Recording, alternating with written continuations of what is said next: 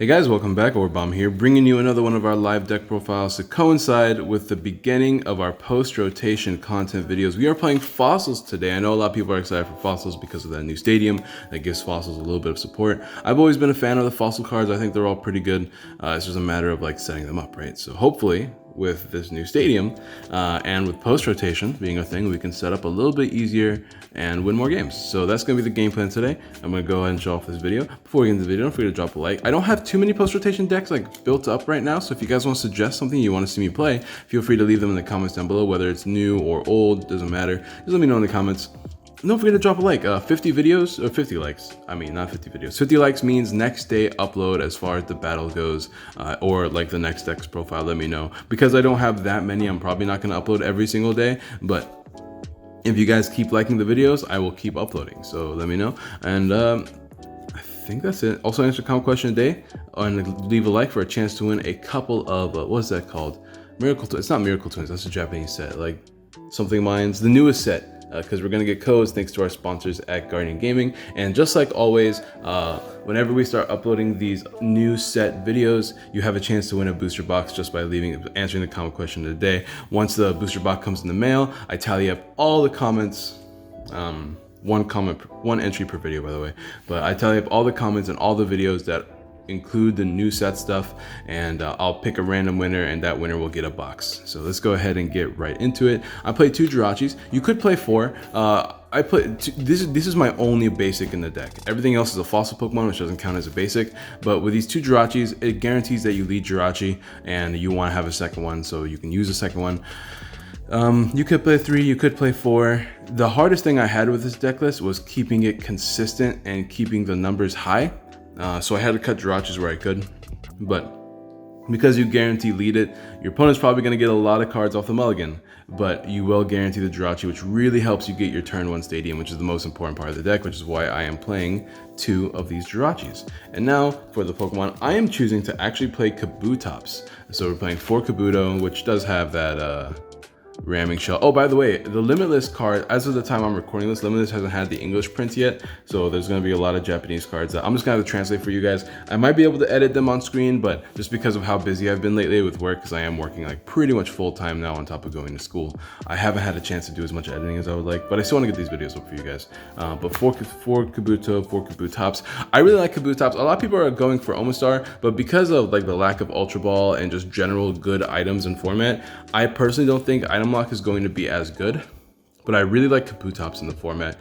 Being able to stop your opponent from using supporters, which is all they have, to use. Like think about all the Welders, Greens, Cynthias, Lilies, Ericas, Bills. There's a lot of supporters that people are looking to play, and Kabutops can stop all of that by being active. You also have access to Rock Slide. The problem with this deck is that it's really hard to attack with Rock Slide because you're usually attacking with the Archeops or Aerodactyl, but it does give you the option of hitting for 80 and putting 20 damage to 2 of your opponent's Pokemon. But the most important part is that you can U-turn using Archeops, which I will show off in a second, into the Fossilized Memories, which means your opponent cannot play supporters. Without Guzma, without Escape Rope, the only way for them to switch them out of this is through counter custom catcher, which usually they have to play greens or some combination of cards to get the 2 custom catchers, which means usually your Kabutops can sit in the active. Having 140 HP does mean that you're generally not going to be O-code in 1 turn as well, so you can sit there for like a whole turn and just stop your opponent from using supporters, not only giving you time to set up, but letting you chip away your opponent through like switching in Archeops, which I will show off right now. I am playing 3 Archon.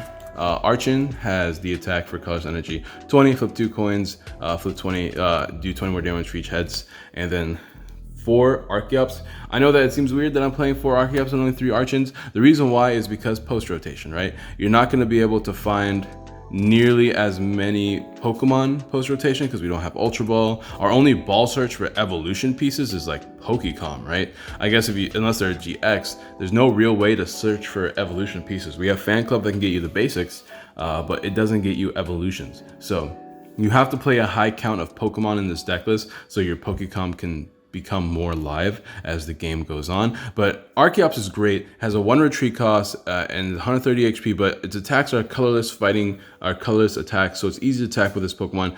For 40, U-turn the first attack, 40 damage, switch into one of your bench Pokemon. So the whole strategy is that you U-turn, maybe have a fighting stadium up to do more damage, and then you switch into Kabutops, and you just kind of chip away your opponent while doing that. And then Hyper Beam is a great attack as well. 80 damage, discard an energy from your opponent's active Pokemon. That's wild. That's super good because you just discard energies from your opponent's active Pokemon. It's hard for them to recover from that unless they're playing welder builds and stuff like that. Of course, you're not going to be able to switch into this, but it's a really great disruptive attack. And then obviously that gets boosted with the fighting stadium. What's that? I'll see what the stadium's called in a second, but that fighting stadium boosted damage as well. So the whole idea of the deck is U-turn into Kabutops, Hyper Beam when you need to, finish people off with Hyper Beam. And then if you're looking to take big Okos, we are playing 2 Aerodactyl. I apparently own, actually this isn't even mine, this is Steven's, but he only owns 1. I don't own any, whatever, not a big deal. But we do play this Aerodactyl as our big finisher attacker. Fossil Fang, I'm trying to get away from the glare, but there we go. Fossil Fangs does do 180 if you have no GX or EX on the board. I am not playing the new Aerodactyl because once again, it's really hard to set up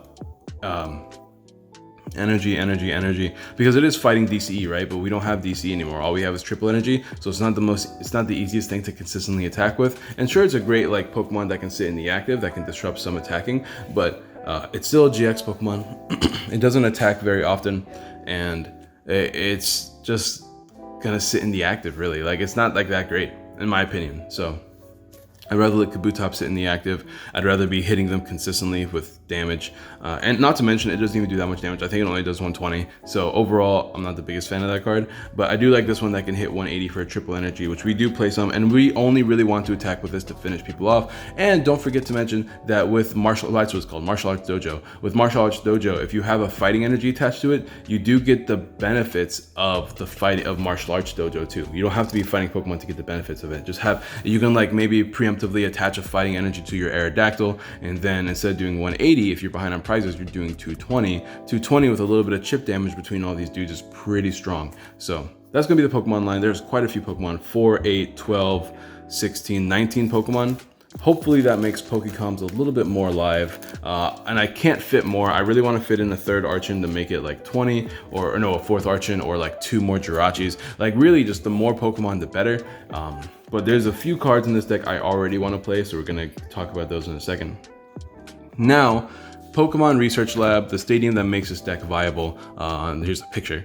I'm assuming you guys can't read Japanese, but once during your turn, you may search your deck for any 2 Pokemon that evolve from unidentified fossil, and then put them onto your bench, then end your turn. So it's great. It means you can immediately get out Archons, you can immediately get out Kabuto, and you can immediately get out Aerodactyl from your deck, just immediately, which is huge because that does work around the whole awkward part of fossils, being that you have to evolve from unidentified fossils. It's really hard to use rare candy. You can fit in some rare candies in here. Our original list played rare candies, but we just found it inconsistent and overall, especially since like we're not interested in landing turn 1 rare candies or turn 2 rare candies. We're interested in landing turn 1 fossils and going from there. So we are playing 4 of those. We're also playing 2 Martial Arts Dojo. We are playing that Stadium Search card in this deck. We just really want to do our best to land the turn 1 stadiums, right? So because we have the Stadium Search card, it gives us a little bit leeway to add extra stadiums to this deck that we might need. Martial Arts Dojo, of course, if you have a fighting energy attached to yourself, you do 10 more damage. But if you're behind on prizes, you do 40 more damage. Hopefully, I think we did a lot of incorrect math in the video now that I'm thinking about it, but don't worry about it. We'll talk about that as the video goes on. I hope that isn't too much of an issue because we'll have to re-record otherwise. We'll see. I guess I'll find out when I do the post commentary. So we are playing a 2-2 line. We are playing, as far as our supporters go, 4 Bills, because Bills does help you search for this fossil stadium. Bills with Jirachis means you're usually searching about 13 cards a turn, which is kind of absurd. So when you play 4 of those, your opening hand, and you have access to Jirachi and Bills, you should be able to find it. That's the idea, at least. So that's what we're going for. And of course, for Cynthia. Cynthia is just there to help you dig for triple energies, basic energies, things like that. That's it for this, supporters and stadiums. We could play Shrine. That's another card I'm considering putting in here. Shrine just to keep things in range. I feel like Shrine might be important. After testing against Reshizard, it might be worth playing Shrine just because you're not going to be attacking every turn anyways. I still think you still play Martial Arts Dojo, but having like 1 or 2 ticks of Shrine would be pretty nice. All right, so let's talk about the rest of the deck. We got 4 Pokecoms, still 4 unidentified fossils because I want to continuously evolve into Kabutops and Archeops and Aerodactyl throughout the game. So I am playing a 4/4 line of this. I also really want to play more Aerodactyl. We originally played 4 Aerodactyl because it was just so important to hit that 180 number, but we had to make cuts, man. It is what it is.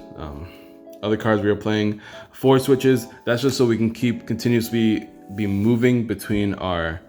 It's probably too much glare. Still a little bit too much glare. There we go. This is so we can constantly be moving between our Kabutops and other Pokemon. 2 skateboards for our Jirachis. The blowers, they're the Stadium Search card. I don't have an image printed for those. I don't know why. I do want to, oh, by the way, shout out to Steven for playing me in the games. Steven is a wonderful friend. He always hooks me up with like good games because he's a really good player. So shout out to Steven and shout out to Kate as always for printing the cards for me. Either we missed it or we couldn't find it. I know Limitless doesn't have every card and he doesn't have any of the English translations yet as of the time printing. So that and Big Oven has not been printed for some reason. No, it has not been online for some reason. So whatever. But this is the card that lets you flip 2 coins. It's Time Revolver for stadiums, right? For each heads, search your deck for a stadium card. So it gives us 4 stadiums, 2 of these, Bills and Jirachi to help you find that turn 1 stadium. As you saw in all the games that we played in that matchup, we got turn 1 stadium every single game, at least in the original. If I have to re-record for whatever reason, then you know why.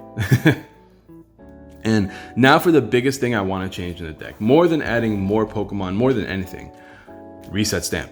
I want to play like 3 or 4, honestly, but I can't figure out what to cut for the life of me. But Reset Stamp is so good in this deck. Excuse me. Because you are a non-GX deck, you're not going to be taking prizes early game. You're going to be hopefully just sweeping the prizes throughout the game if you're playing against GX matchups and stuff like that. But Reset Stamp is an N, as a one-sided N. Your opponent shuffles their deck and draws equal to the amount of prize cards they have remaining. You can usually combine this with taking 1 big knockout into a Reset Stamp and hope they can't recover. It's a really powerful card in this deck, especially since your opponent mulligans so much. Since your opponent will take so many mulligans, against you. So I at least want to play 2. I could decrease the chance of finding stadium cards by cutting out some stadium search, like maybe these things that are the stadium search flipping card that I can't remember what it's called. We don't have the English translation yet, so it's not like I would know what it's called, but there we go. Maybe cut out, I don't know, like I can't cut out Cynthia because we gotta find our energies as we play the game. Switches, maybe I can cut 1 switch. I have found that I do have lots of switch in the deck, but maybe I can cut out 1 or 2 switches. That's a pretty decent option as well. I think the initial thing I want to do is cut 1 switch for a second Reset Stamp. So that would probably be the initial change I would make. So maybe you can try doing that once, because like I have found that when I was playing the game, I have switch in my hand a lot, but I wouldn't use them because I had a skateboard, or I was able to pay retreat comfortably or something like that. So I think this would be the immediate change I would make. A second Reset Stamp in this deck would be pretty good. I also want to play a Shrine. I don't want to cut out any of my stadiums that I need for the fossils, for searching fossils. So I can't like cut down to 3 of that stadium. I can potentially cut down to a 1 of Martial Arts Dojo. That card is such a huge is a huge swing turn kind of card, so I really want to keep it. I don't know, we'll see. Aside of energies though, we are playing 6 fighting and 4 triple. It's kind of like the bare minimum. Triple does work on all of our Pokemon because they're all evolution based, so that's pretty good. It works on Aerodactyl as well as Kabutops if we need to attack for Kabutops for a turn, and if we don't have a basic energy, we can attach it to an Archeops just to get some damage done. So triple energy is pretty good in this deck, and then you have our 6 basics, kind of like the bare minimum, but I haven't had a single issue really attacking in the game so far, and we have played I think we played like 5 games, so 5 games on camera with only 3 of them being uploaded, of course, because we wanted to upload 3 of the best games. So That's going to be the deck list, guys. Let me know what you guys think in the comments down below. This is going to be my first try at fossil builds. We could play something like Omastar soon. We could very clearly play things like Aerodactyl. I just have to set up a deck for it. The biggest pitfalls to this type of deck is that you don't have any sort of energy acceleration, fighting type acceleration. You could play fighting belt like that black belt card, but since our only Pokemon in this deck that attacks for basic fighting is the Kabutops, it would only be for Kabutops, but you already hit the same damage. You hit 80 and discard an energy, which is arguably better than the 20 damage on your opponent's bench because it's only 20 damage, right? Sure, that could potentially put things in range, but it's not like a huge swing turn, so that fighting belt card won't work in this deck. Rare Candy could work if you want to speedily get out more evolution pieces, but because of just the way the fossil works, and since you're probably not going to be attacking every turn, sometimes you can just let Kabutops sit in the active and end your turn with the fossil stadium. You don't really need rare candy. That's what I've been finding. You can play more Pokemon to land Pokecom more. I think the first things, like in order of what I want in this deck, more reset stamps, which we just kind of figured out. I think 2 is your bare minimum. Honestly, I think 1 is too little after testing. I might play more games where we do play it with the 2 stadiums, with the 2 reset stamps. We'll see what happens in a future video, and I'll address it in the video. You'll see what happens. And the second thing I want to add is a Shrine of Punishment. Even if it's just a 1 of Shrine, I feel like if you could time the Shrine really well, you could potentially put things in range, because it's really interesting. This attack into just this attack on its own into Aerodactyl is actually short 10 damage from taking a knockout. So we'll have to see. I still think with the fighting stadium, if you can attack with fighting energy, you'll be fine. But we'll see for future games. Don't forget to drop a like if you haven't already. Subscribe, share, all that good jazz. Also, the cool thing about the Shrine of Punishment is that even if they retreat their very damaged Reshizard, they can still be taking damage. So that's probably the biggest reason why I like Shrine, is because you're not taking Oko numbers. They can always just switch, and then you can't do anything about it because you don't have any gusting in this deck. You can't afford to play custom catch or anything like that. So that's probably the biggest concern, is that if they switch, it's a problem. But I do think this deck is really, really cool, because being able to stop supporters against the majority of your opponent's Pokemon is absolutely insane under the right circumstances, because supporters are the lifelines of deck now, because there's a lot less item-based search. Like think about all the items your opponents plays. Pokegear, which then they can't play. What's it called? The supporter they find out the Pokegear. There's always Acrobike and Judge Whistles, but those can only dig you so much. There's no more Ultra Ball. They have treasures, but that's deck specific and also not a big deal because they only have 4 treasures. It's not like Malamar has access to treasure, Nest Ball, and Ultra Ball anymore. All they have access to is treasure, which does tremendously slow them down. And with the fighting stadium up, you do Oko all their Malamars with Hyper Beam, so that's something to keep in mind. What other items are there? Cherish Ball, but whatever. You want them to play down their GXs so you can trade well.